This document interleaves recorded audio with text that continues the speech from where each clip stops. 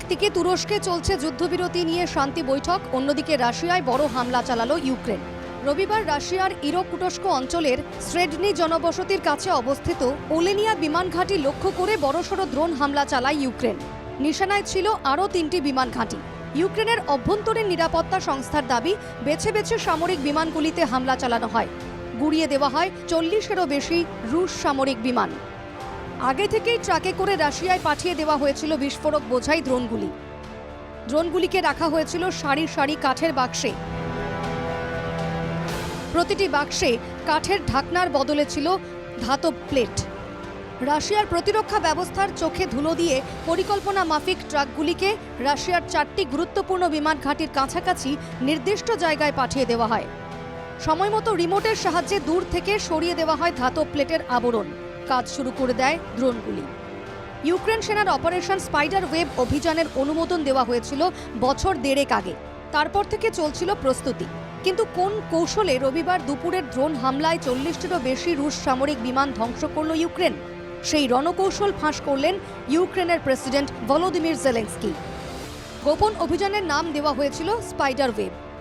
মোট 117টি ড্রোন ব্যবহার করে ওলেনিয়া, বেলায়া এবং মস্কোর পূর্বে অবস্থিত ইভানোভো ও দিয়াগিলেভো বিমান ঘাঁটির ক্ষেপণাস্ত্রবাহী বিমানগুলিতে আঘাত হেনেছিল ইউক্রেন। নিশানায় ছিল রাশিয়ার বিস্তীর্ণ অঞ্চল। রাশিয়ার বিভিন্ন প্রান্তে 3টি ভিন্ন টাইম জোনে কাজ করছিল ইউক্রেন সেনা। অভিযানের প্রস্তুতির জন্য প্রায় 1.5 বছর সময় লেগেছিল।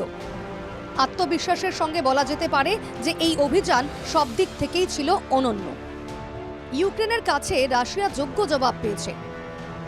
ইউক্রেনের হামলার পাল্টা জবাব দিয়েছে রাশিয়াও। ইউক্রেনীয় সেনার একটি প্রশিক্ষণ শিবিরের কাছে ক্ষেপণাস্ত্র হামলা চালায় রাশিয়া। হামলায় অন্তত 12 জন ইউক্রেন সেনার মৃত্যু হয়েছে বলে খবর। পাশাপাশি 60 জনেরও বেশি ইউক্রেনের সেনাকর্মী আহত হয়েছে বলে খবর। ইউক্রেনের হামলাকে জঙ্গি হামলা বলে উল্লেখ করেছে Russia. Murmansk, Irkutsk, Ivanovo, Ryazan এবং আমুর অঞ্চলের বিমান ঘাঁটিতে এফপিভি ড্রোন ব্যবহার করে সন্ত্রাসবাদী হামলা চালিয়েছে ইউক্রেন।